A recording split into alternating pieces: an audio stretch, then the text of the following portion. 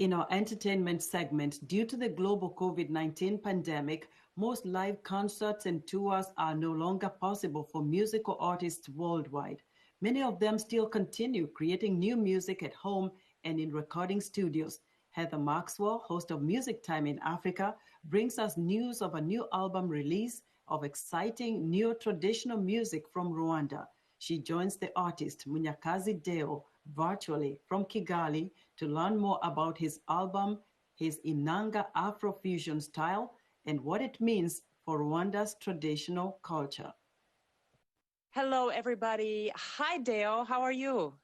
Hello, Maxwell. How are you doing? Fine, yes. So tell me about your debut album. Well, my album is named Isoko Dusangiye, which simply means our common source. It's about bringing back the culture, back to the roots, to the basics, the essence, and stand for the legacy. I see. Let's just watch together and listen to one of the tracks on your album that I really love. It's, I think, the newest video release from one of the tracks. Oh, yeah.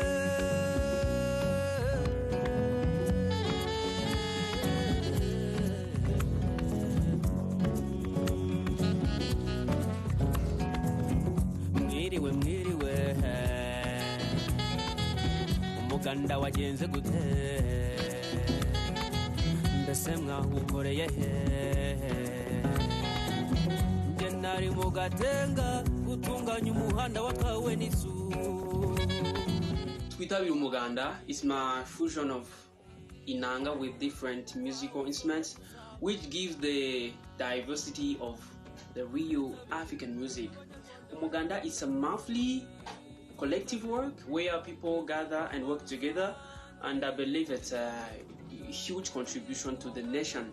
I remember that work day when I was in Rwanda several years ago. I was there on that Saturday, and it was very impressive. I really enjoyed seeing that happening. But what I like about your video are a lot of things. It has a real inclusiveness about it. So you have a female playing the saxophone in a jazzy style.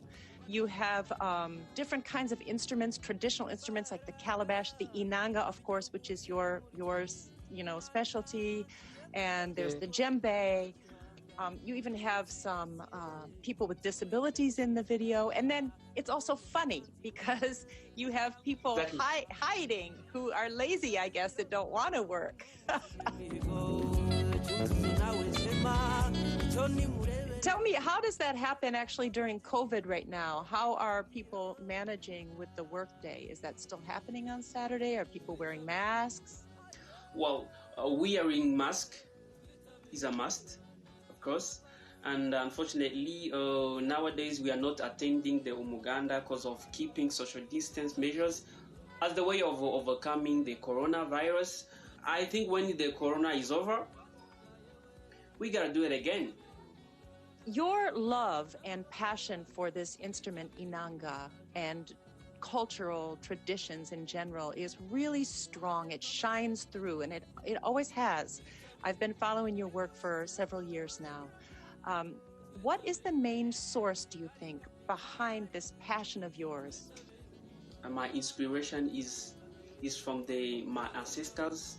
I'm following their footsteps of standing for the legacy and keeping alive our real African music, our folk music. And people used to think that the inanga or traditional music is being played by old people, and I wanted to sustain my culture by following the legacy of my ancestors. So I'm here to stand for the legacy, and I will keep pushing till the whole universe know that Inanga is from Rwanda.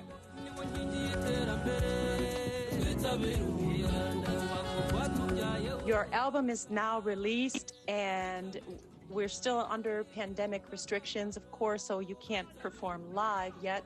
But what are your plans in, say, the next year? Well, so far, I'm promoting the album. You can find it on different social media and on digital platforms like Amazon, iTunes, and especially on Bandcamp. And I'm grateful it's training worldwide. And after this, I will be having a short break to think about what to do the next and get energy of doing the second album. And I will be attending different festivals around the world. Many projects on the way. Please get ready. That's fantastic. Deo, thank you so much for joining me, and best of luck. Thank you so much for having me. It's a pleasure. That was Heather Maxwell, host of Music Time in Africa, feeling the vibe with Rwandan artist Munyakazi Deo. And that's our show for today. Be sure to watch Africa54 on our website at VOA-Africa.com. From all of us here in Washington, have a great weekend.